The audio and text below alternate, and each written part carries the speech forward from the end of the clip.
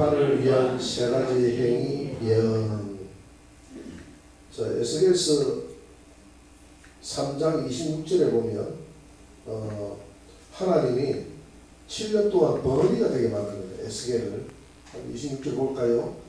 내가 내 혀를 내 입천장에 붙게 하여 내가 말 못하는 자가 되어 그들을 꾸짖는 자가 되지 못하게 하리니 그들은 패역한 족속이니라. 그러니까 벌이가 되게 만들어버려요. 벌이가 되게 만들어버려서 이 벌이를 7년 동안 벌이가 되게 만들어서 33장에 가가지고 유다가 완전히 멸망하고 난 다음에야 이 벌이를 풀어줍니다. 풀어줍니다. 지금 유다가 지금 에스겔 기록이 유다가 망하기 일부 직전에 지금 기록하고 있거든요. 에스겔이 여호야긴 19대 왕 때 잡혀갔지 않습니까? 597년도에 잡혀갔거든요. 605년도에는 여호야긴 왕 때 다니엘이 잡혀갔고요. 다니엘은 세 친구들 잡혀갔고 지금 1차, 2차 친구를 거치면서 망한다 3차 때는 완전히 망하잖아요. 망한다 해도 듣지 않는 거예요. 아무리 말을 해도 듣지 않으니까 이때 당시에 에스겔 선지자는 이때 당시에 끌려와가지고 선지자로 부름을 받았지만 끌려오기 전에 유다가 망하기 전에 유다 말년에 활동했던 선지자 이름이 누구죠? 선지자 예레미야 선지자거든요. 예레미야 선지자가 망한다 아무리 말을 해도 듣지 않는 거예요. 듣지 않으니까 하나님께서 그냥 말을 해도 듣지 않으니까 입을 딱 말을 못하게 만들어버립니다. 말을 못하게 만들어버리고 오늘 4장에 와가지고 3장에 와서 말을 못하게 만드니까 4장에 와서 이제 행위 예언을 행동 예언을 하도록 만들어줍니다. 행동 예언. 그래서 심판을 위한 세 가지 행위 예언이라고 그랬잖아요. 그죠? 근데 말을 못하니까 행동으로 이제 하는 겁니다. 하는 건데 왜 행위 예언을 하도록 만들었냐 하면 하도 말을 안 들으니까 말을 해봤자 헛방이니까 헛방. 말을 해봤자 아무 소용이 없으니까. 그런데 이스라엘이 망한다는 사실들을 이스라엘 민족들은 믿지 않았습니다. 왜 믿지 않았느냐 하면 이 거짓 선지자들이 절대 망하지 않는다. 예루살렘은 망하지 않는다라고 이야기를 했습니다. 예루살렘이 무너지지 않는 이유가 뭐 때문에 그런가 하면 첫째, 무너지지 않는 이유는 예루살렘은 누가 계신 곳입니까? 하나님이 계신 곳이다.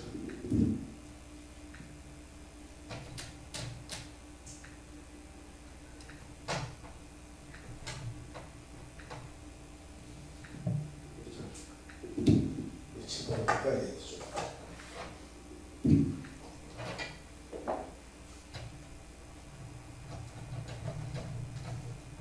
예루살렘은 하나님이 계신 곳이다.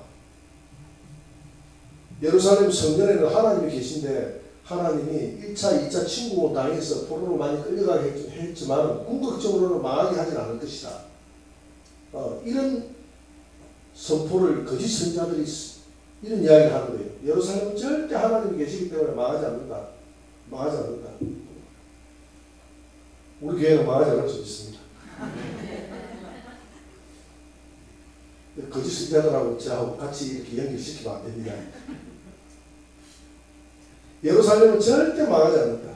절대 망하지 않는다. 이런 말을 믿었다 이 말입니다. 백성들은 좋게 말하는 쪽으로 믿으려고 하거든요. 안 좋게 이야기하는 쪽으로 안 믿으려고 하거든요. 잘 된다 하는 쪽으로 믿으려고 하거든요. 그 다음에 다윗과의 언약을 언급했습니다. 다윗과의 언약. 내가 다윗의 집, 유다 족속들은 다윗의 후손들 아닙니까? 내가 다윗의 집을 영원히 멸하지 아니하리라. 다윗의 집에 영원히 다윗의 집을 멸하지 않는다는 것입니다.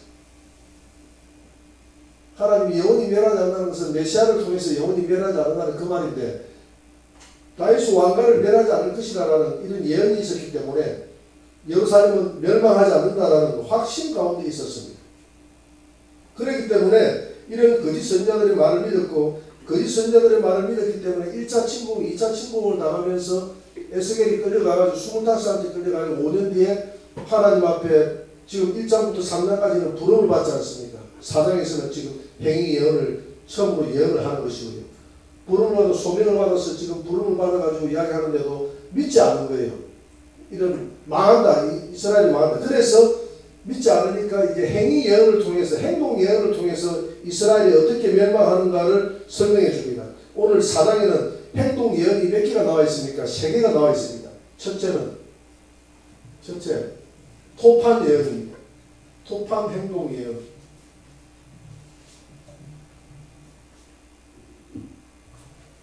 토판 행동 예언입니다. 오늘 4장 1절 한번 볼까요? 4장 1절 읽어봅시다.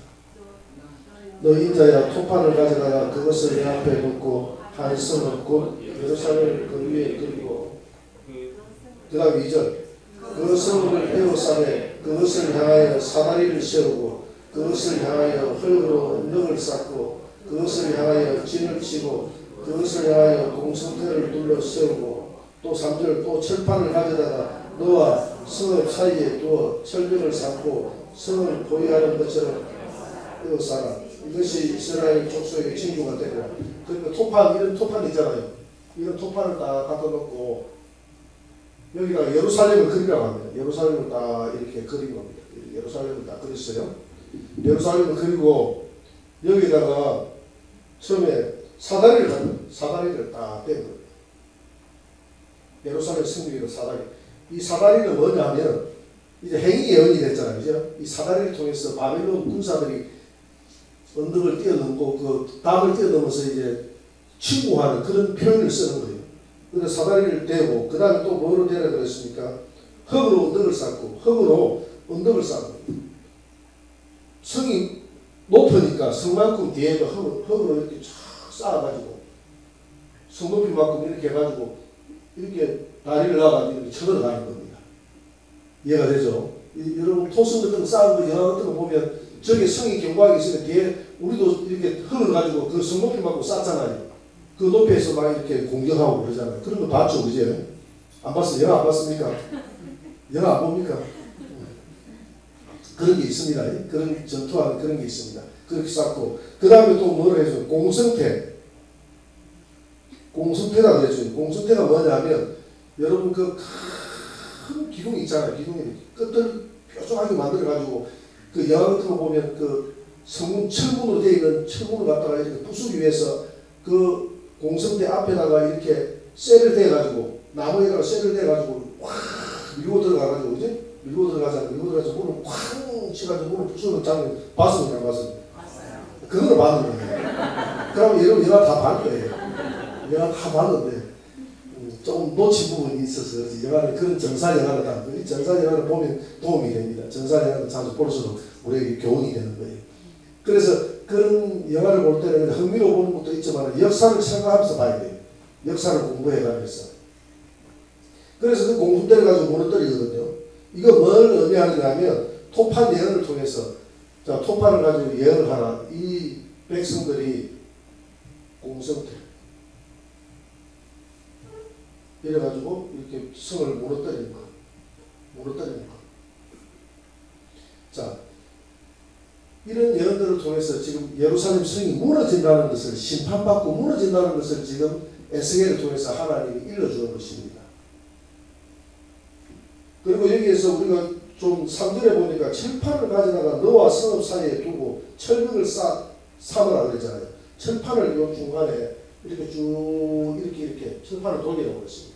이 철판은 뭐냐면 하나님의 마음을 의미하는 거예요.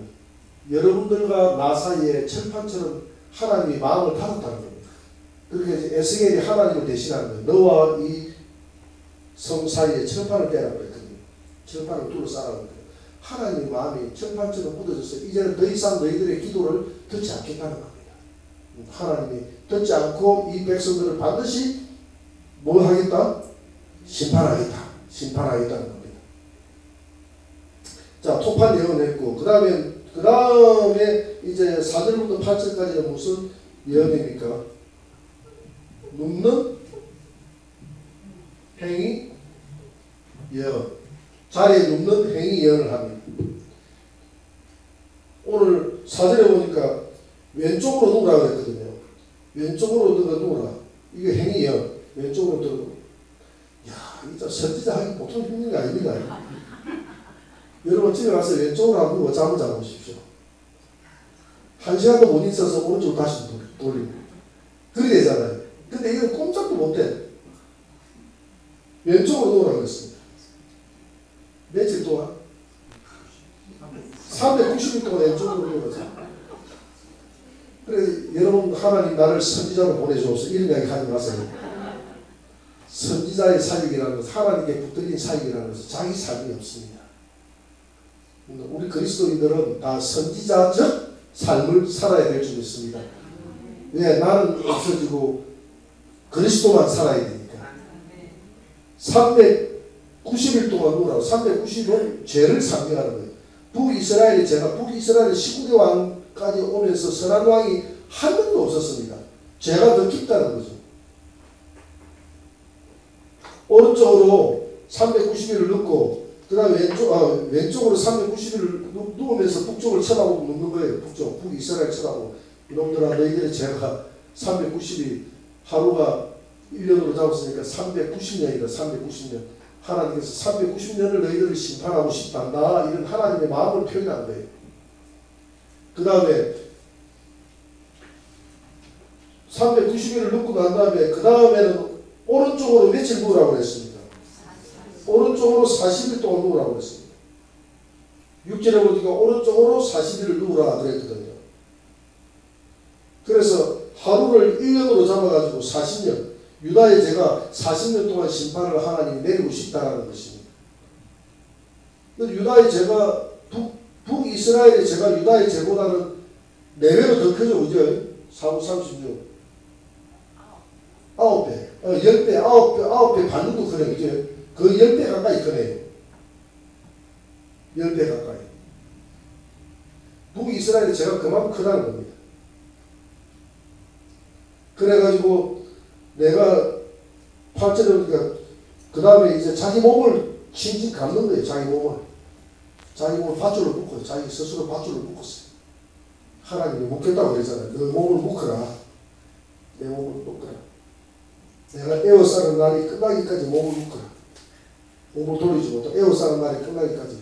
이래가지고 몸을 꽁꽁 묶어가지고 이래가지고 390일을 잠을 자고 이래가지고 누워가지고 40일을 이래가지고 누워가지고 예언을 하고, 물론 하루 종일 이렇게 했다고 볼 수는 없어요. 이렇게 했다고 볼 수 없고, 그러니까 말씀을 전할 때에만 말씀을 백성들에게 나가서 그 성중에 나가서 지금 이거는 에스겔이 포로로 끌려가가지고 지금 하는 말, 포로 잡혀간 사람들에게 하는 말이거든요. 잡혀간 사람들이 대부분 왕족들이고 다 귀족들이고 거기에 지도자들이 다 있기 때문에 그들에게 지금 하는 말이거든요. 그들에게 지금 하는 예언이거든요. 그들에게 낮에 그들에게 보여줘야 됩니다. 그들은 또 예레미야의 그런 행동 하나하나를 주시해서 봤기 때문에 그들에게 듣든지 아니 듣든지 행동 예언을 통해서, 그래서 이게 무슨 말이고 해도 말을 안 하는 거예요. 말을 할 수가 없지. 하나님 입신장에 말을 붙게 말을 해봤자 설명해봤자 듣지도 않으니까. 깨달을 자는 깨달아라 이 말이지.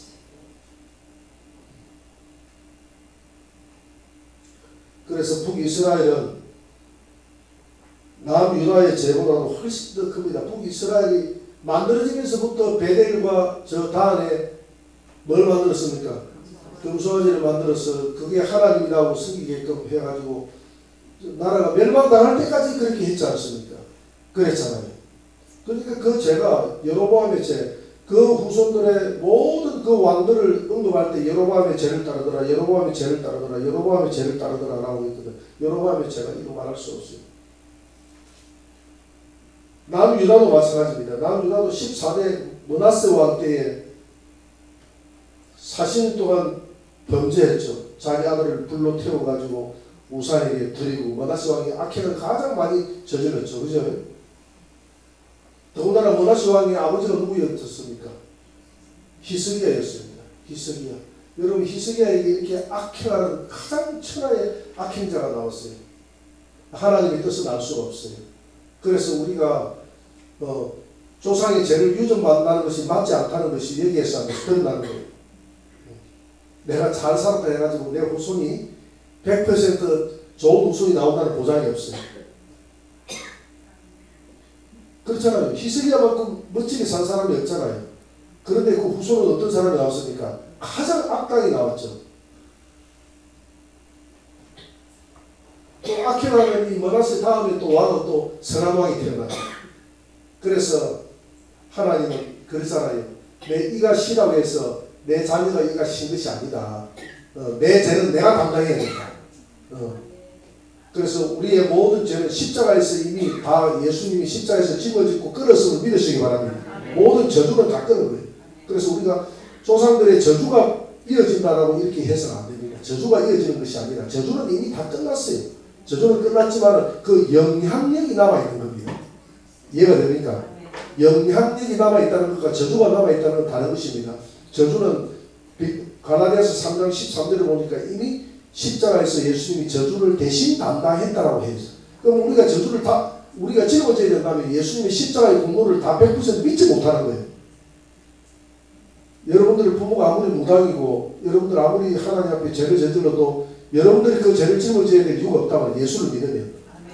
왜? 누가 짊어졌기 때문에.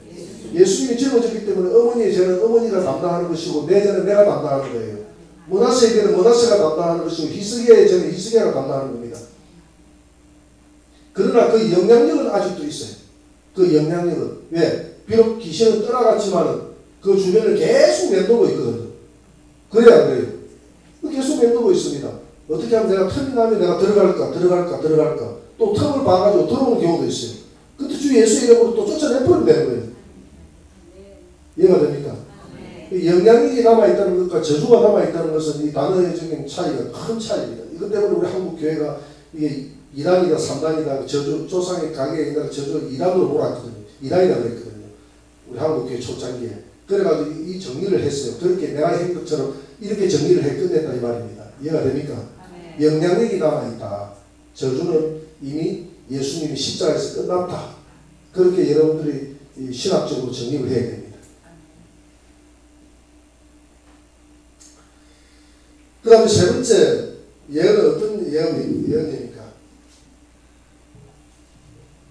부정한 떡에 대한 예언입니다.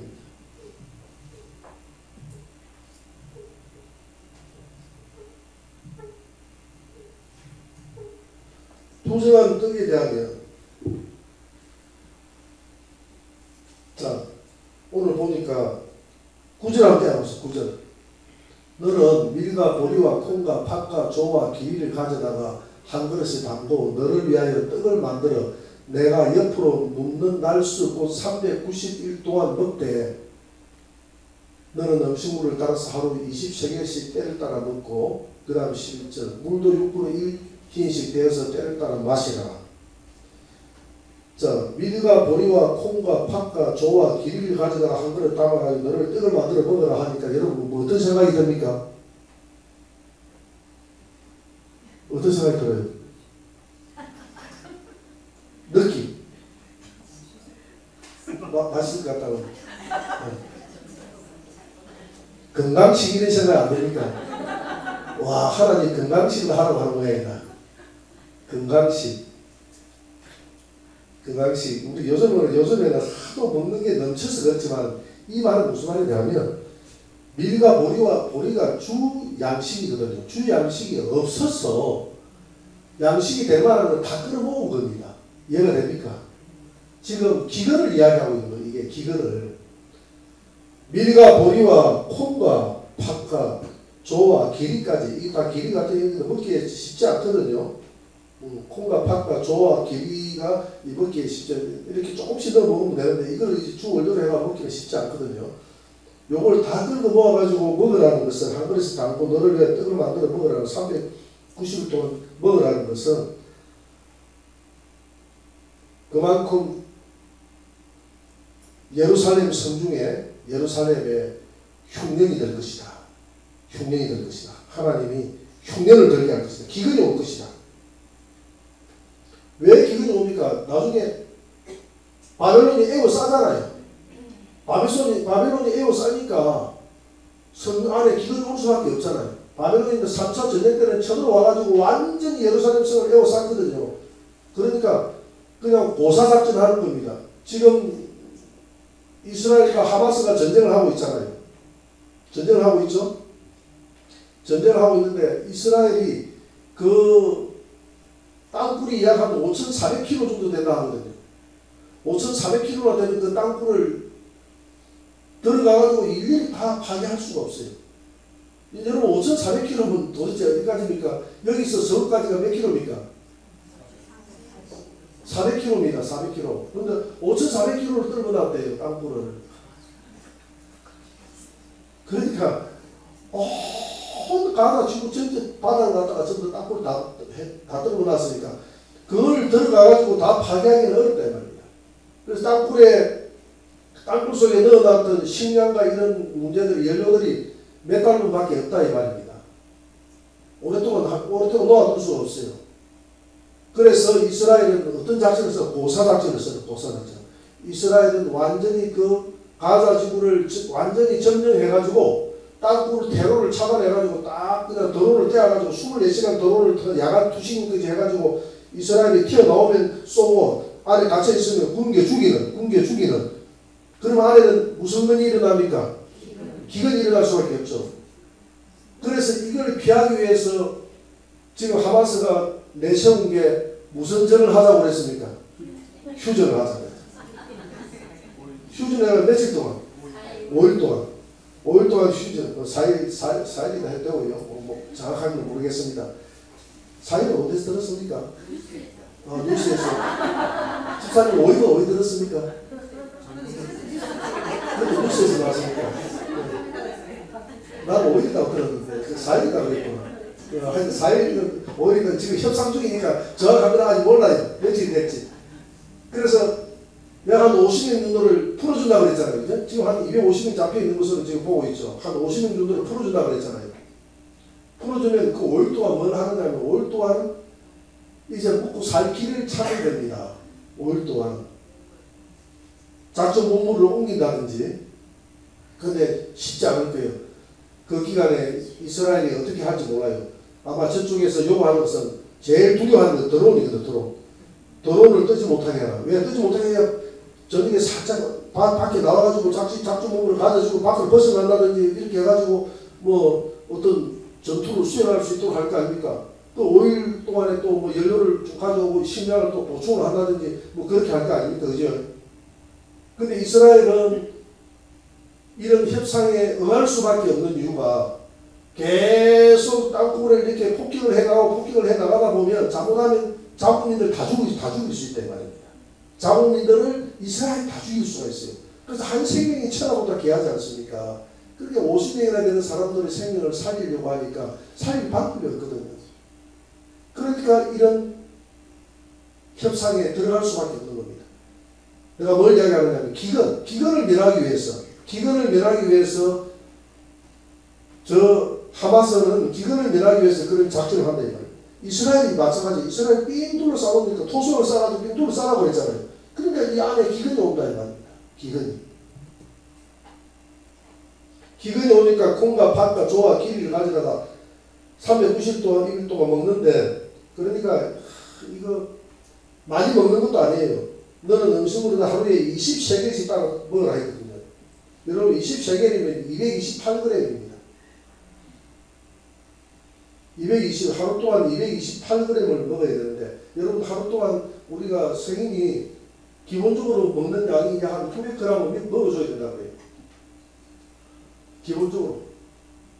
그럼 228g이면 하루에 우리가 먹는 기본에서 약 한 4분의 1밖에 못 먹는 거예요. 그러니까 기근이죠, 기근. 이 기근. 그러니까 너희들이 390일 동안을 그런 기근 속에 생활하게 될 것이다. 이런 기근이 온다. 이 기근이 예루살렘 성 안에 닥친다 하는 것을 지금 누구를 통해서 알려주는 겁니까? 에스겔을 통해서 알려주는 거예요. 그 에스겔 스스로가 지금 기근을 당하고 있는 거예요. 자기가 그렇게 먹고 있는 거예요. 선지자 되기 쉽지 않죠. 그죠? 선자는 내 백성이 당해야 될 고통을 같이 당하는 거예요. 그리고 물도 얼마나 먹으라고 그랬습니까? 1흰을 먹으라고 그랬잖아요. 1흰. 6분의 1흰을 먹으라고 그랬어요. 6분의 1흰. 0.61리터라고 그러죠. 그죠? 0.61리터. 0.61리터면 어떻게 됩니까? 하루에 한 2리터 정도는 기본적으로 먹어야 된다 하거든요. 우리가 밥이라든지 이런 걸 통해서 먹는 게 한 1리터를 먹는답니다. 기본적으로 국이라든지 이렇게 먹는 걸 통해서. 나머지 이제 우리가 기본적으로 좀 보충을 해줘야 될 것들 한 1리터 정도만 하루에 몇 잔 정도 마셔주면 기본적으로 된다고 해요. 이걸 못하는 거예요. 이걸 0.61리터니까 한 몇 분의 1, 4분의 1 정도? 4분의 1 정도 되나요? 한 4분의 1 정도 평상시 우리가 먹는 물의 4분의 1 정도밖에 섭취를 못한다는 기본적으로 살아갈 수는 있겠죠. 살아갈 수 있는데 그 미량의 물을 마시고 그 미량의 식량을 먹는다는 겁니다. 그런데 이 식량을 떡을 만들어 먹는데 하나님이 어디에다가 떡을 만들어 먹으라 하냐면 인분에다 떡을 만들어 먹으라고 했어요. 12절에 보세요. 너는 그것을 보리떡처럼 만들어 먹되 그들의 목전에서 인분 불을 피워 먹으라. 자기 똥을 싸가지고 똥에다 불을 피워서 먹으라 그랬거든요. 이건 뭘 의미하느냐 하면 너희들이 잡혀나가면 인문은 부정한 것을 말합니다. 신명기 23장 12절 14절에 보니까 사람의 똥은 부정한 것이라고 그랬거든요. 그래서 내 진영 밖의 변소를 말을 하라고 그랬거든요. 부정한 것이기 때문에. 됐습니다. 넘어갑니다. 그건 참고로 똥이 뭐 어디에 있느냐 이게 중요한 게 아니니까. 생각해. 부정하다는 거 하나만 이해하면 되거든요. 부정하다는 거 하나만. 우리가 자세히 성경 구절을 볼 필요는 없잖아요. 이제.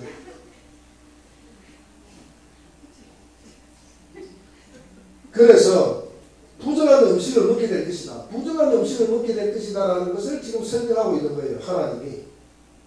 그러니까 이 에스겔이 이야기합니다. 에스겔은 제사장 집안이잖아요. 내가 제사장 집안에 태어나가지고 주여 나는 14절에 보니까 영혼을 더럽힌 일이 없나이다. 어려서부터 지금까지 스스로 죽은 것이나 짐승에게 찍힌 것을 먹지 아니하였고 가져간 고기를 입에 넣지 아니하였습니다.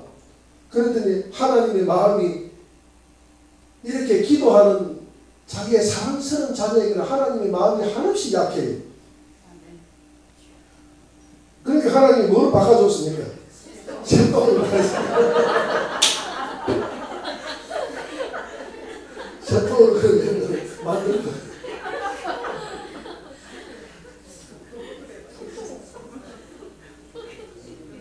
여러분, 인문으로 만들어 먹는 거하고 새똥으로 만들어 먹는 이 행위, 예언은 강도의 차이가 있습니다. 뭐가 더 강도가 있겠습니까?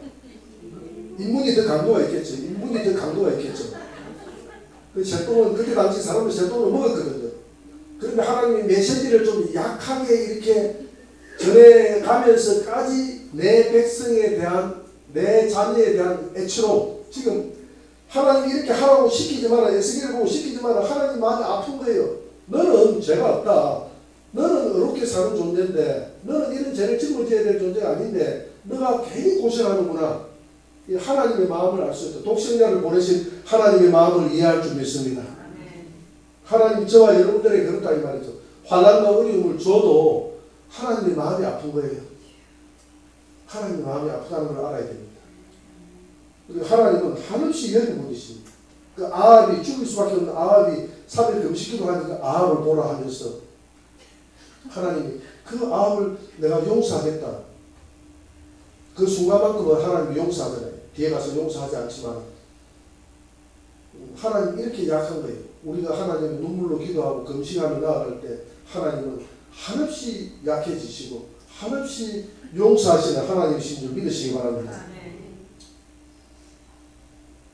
그래서 이 기근이 예레미야 에가에 보면 자기 자식을 나중에 이거 성을 갖다가 둘러쌌기 때문에 자기 자식을 잡아먹는 일까지 생깁니다.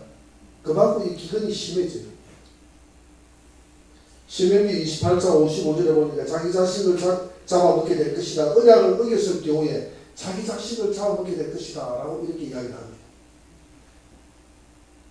자, 결론 맺겠습니다. 결론.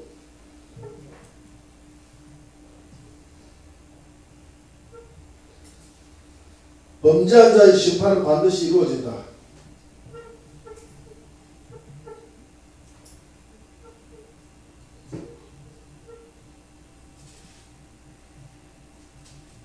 범죄한 자의 심판은 반드시 심판이 있다는 겁니다. 여러분 우리에게 반드시 심판이 있다는 것을 믿으시기 바랍니다. 그리고 하나님은 파수꾼을 반드시 보내주신다. 심판하기 전에 파수꾼을 보내주신다. 아모스 3장 7절에 그랬지 않습니까?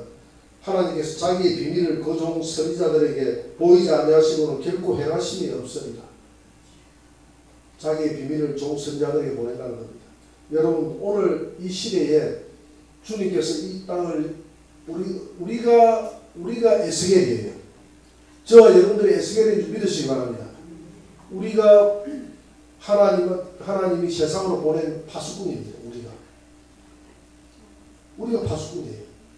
왜냐하면 마가복음 16장 15절에 보니까 마가복음 16장 15절 한번 읽어봅시다. 또 이르시되 너희는 온 천하에 다니며 만민에게 복음을 전파하라. 16절입니다. 믿고 침례를 받는 사람은 구원을 얻을 것이요 믿지 않는 사람은 정죄를 받으리라. 자, 우리가 복음을 전하는데 우리가 전하는 복음을 믿으면 구원을 받고 믿지 않으면 정죄를 받는 거예요. 그러니까 우리가 파수꾼이죠. 우리가 선지자죠. 저와 여러분들이 선지자적인 사명을 감당하고 있는 줄 믿으시기 바랍니다. 우리가 세상에 보내받은 선지자적인 사명이 있다 이 말입니다. 우리가 보냄을 받은 자예요. 세상으로. 특별한 선지자는 아니지만 우리는 다 보편적인 선지자가 될 수 있는 줄 믿으시기 바랍니다. 나는 특별한 선지자라 하는 분들이 간혹 많이 생겨나서 사회적인 문제가 되고 있죠. 그러나 우리는 모든 사람들은 보편적인 다 선지자예요.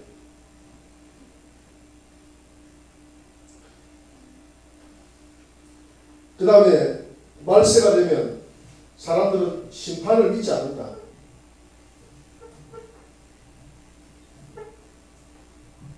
예루살렘의 심판을 믿지 않았습니다. 예루살렘의 심판을 믿지 않았습니다. 지금도 마찬가지죠. 이 땅이 불로서 하나님께서 세상을 멸한다 하면 그걸 믿지 않죠. 신천지도 믿지 않죠. 여호와 증인도 이 땅을 멸한다는 걸 믿지 않습니다. 이 상태대로 그대로 그냥 천량국이 이루어진다고 믿습니다. 그리고 우리는 성경에 말한 대로 하나님께서 불로 태우고 이 세상을 멸한다는 걸 믿잖아요. 이제 말세가 되면 이런 심판을 믿지 않는 사람들이 있다고 했어요. 베드로후서 3장 3절을 한번 봅니다. 먼저 이것을 알지니 말세에 조롱하는 자들이 와서 자기의 정욕을 따라 행하며 조롱하여 이르되 주께서 강림하신다는 약속이 어디 있느냐. 조상들이 자는 후로부터 만물이 처음 창조될 때까지 만물이 그냥 있다. 만물이 그대로 있지. 만물이 뭐 없어지고 만물이 심판하고 한다는 것은 다 거짓말이다. 이렇게 조롱한다 이 말입니다. 신천지가 오늘 기독교회를 조롱하죠. 멀쩡한 세상을 왜 멸하느냐고 이렇게 조롱합니다. 그러면 그 말이 훨씬 더 그냥 어필이 잘 돼요. 왜? 사람들은 자기에게 변하고 싶지 않으니까. 예루살렘이 멸망당한다고 하는 예레미야의 말보다는 에스겔의 말보다는 멸망당하지 않는다는 선지자들의 말을 더 믿었다 이 말입니다. 오늘 하나님께서 이 세상을 멸하실 줄 믿으시기 바랍니다. 우리는 믿어야 돼요. 그 다음에 네 번째로 하나님은 자녀의 기도를 수용하신다. 하나님 내가 이 문으로 도저히 안 되겠나 하니까 그거 작은 것 하나까지도 그것까지도 하나님께서 그 에스겔의 그 자라왔던 환경이라든지 그걸 이해하시고 하나님께서 다른 것으로 바꿔주지 않습니다. 또 다른 것을 좋은 것으로 바꿔주십니다. 바꿔줬는데 하나님도 어쩔 수 없는 거예요. 어쩔 수 없이 지금 부족한 것을 승리하려고 하다 보니까 하나님께서 다른 좋은 것을 어떻게 해줄 수가 없어요. 지금 그 방법이 하나님이 지혜줄 수 있는 최선의 방법이었습니다. 자, 오늘 이렇게 해서 에스겔서 4장에 대해서 알아봤습니다. 심판을 위한 세 가지 행위 예언. 첫째 예언은 토판 예언입니다. 두 번째 예언은 눕는 행위 예언. 왼편으로서 며칠? 390일. 오른편으로 40일. 430년이죠. 430년이라는 생각나는 게 뭡니까? 출애굽이 430년이죠. 일정한 기간이 돼야 이런 심판에서 하나님이 풀어준다는 겁니다. 꼭 430년을 의미하는 것이 아니라 430년을 상기시키면서 일정한 기간이 지나야 너희들이 그 죄 탕감을 받게 될 것이라는 것을 하나님이 상기하는 것이죠. 그럼 세 번째 예언이 부정한 떡에 대한 행위 예언이었습니다. 오늘 이 세 가지 예언을 알아봤고요.